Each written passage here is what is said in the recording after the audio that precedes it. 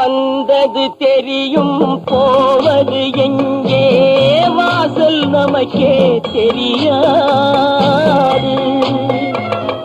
வந்தவரெல்லாம் தங்கிவிட்டால் இந்த மண்ணில் நமக்கே இடமேது. வாழ்க்கை என்பது வியாபாரம், வரும் ஜனனம் என்பது வரவாகும், அதில் மரணம் என்பது செலவாகும். போனால் போகட்டும் போடா,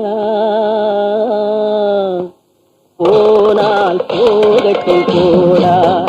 இந்த பூமியில் நிலையாய் வாழ்ந்தவர் யாரடா?